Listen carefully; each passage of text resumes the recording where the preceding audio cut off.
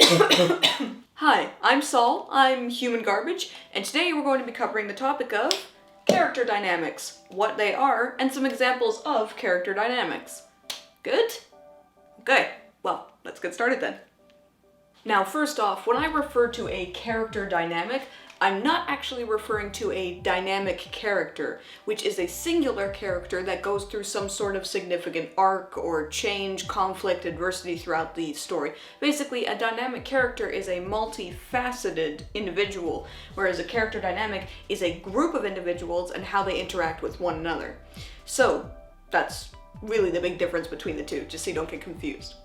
Now, a properly built character dynamic can give your concept the edge over ideas that don't have a good character dynamic, but of course, it all depends on how you present it. So, here's some examples of how you can present a proper character dynamic. So, first off, you have a dyad or a dichotomy. A dyad is a pair of individual characters who have radically different personalities, but strive towards the same goal or are stuck in the same type of situation, despite their inherent incompatibility with one another.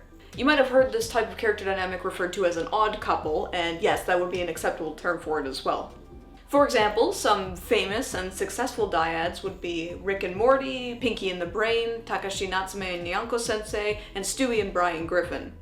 Notice how a dyad doesn't indicate a romantic pairing between the two individual characters, because that is reserved for a pairing called a coupling, which is not necessarily a character dynamic, but more of a subject of conflict, as opposed to two characters actually being in an actual dynamic. So make sure you understand the difference.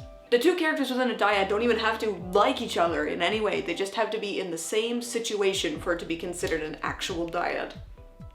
Conversely, a dichotomy is similar to a dyad in that it involves two people with radically different personalities. The key difference between the two being that in a dichotomy, the characters have opposing viewpoints, goals, ideologies, and separate ways of achieving a goal that causes them to split from between each other. Oftentimes, a dichotomy is characterized by a protagonist and antagonist split, but it doesn't necessarily have to always be that in order to be an actual dichotomy. A dichotomy doesn't even have to be a sharp divide between two characters' personalities, ideologies, goals, everything like that. It can just be one simple thing that divides them, but it is that one thing that divides them that creates this dynamic between them. Examples of good dichotomies would be John Crichton and Scorpio, Light Yagami and Elle, Batman and the Joker, Sherlock Holmes and Moriarty, and Eric Cartman and Kyle Broflovsky. Remember that the key difference between a dyad and a dichotomy is the presence of antagonism between the two characters, but it doesn't always mean hero and villain. Now, a triad is the most common type of character dynamic you'll see in most pieces of fiction. A triad involves a set of two males and one female with key personality traits that bounce off of one another and create a good chemistry between them. Although it doesn't necessarily have to constrain to the two males, one female dynamic. It's just the most common. Good examples of a functioning triad would be Sora, Riku, and Kairi, Harry, Ron, and Hermione, Ash Ketchum, Misty, and Brock, Blossom, Bubbles, and Buttercup, Yakko, Wacko, and Dot, even Larry, Curly, and Moe.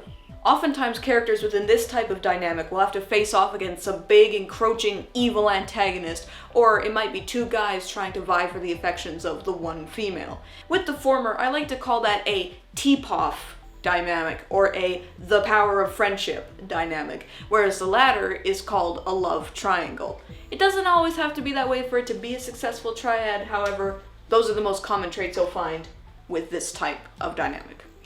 Now, tetrads are the most difficult type of character dynamic because it involves four people, all with strong personalities that bounce off of one another, that all have to have a purpose without stepping on the other character's toes, without becoming redundant, or without fading into the background so the other characters become a stronger presence than they do. It's all about balancing the characters within this four-person dynamic. Examples of good, proper tetrads would be Nitz, Rocco, Cal and Gimpy, Jerry Seinfeld, George Kramer and Elaine, the original Ghostbusters, the Teenage Mutant Ninja Turtles, the A-Team, and Hank, Bill, Dale, and Boomhauer. Now, tetrads are great because they don't require any specific gender assignments to any of the characters. You can really mix and match, it doesn't really matter. Oftentimes a tetrad will work best when all the characters are the same gender, but honestly, it doesn't really matter. This type of dynamic is very flexible with how you present it. However, as I said, it is very difficult to get down because if you do it wrong, then you will have one of the characters become the excludee of the group, and that kind of ruins the entire dynamic. So it's very hard to get down, but, well, if you can get it right, you've got a great tetrad on your hands. Now, an ensemble is a group of any characters that number 5 or more. The dynamic in an ensemble comes about when the characters within the ensemble splinter and start to form their own little dynamics within 2 or 3 characters, but can also still have a good and compelling dynamic when they all come together for a common goal or common task. Some examples of some ensemble casts would be the entire cast of The Walking Dead, The Office's characters, Archer's characters, Friends characters, Lost, Clone High, Game of Thrones, and so on. Ensemble casts are most common in television because it allows for the most flexibility of presentation and story beats and all that kind of things.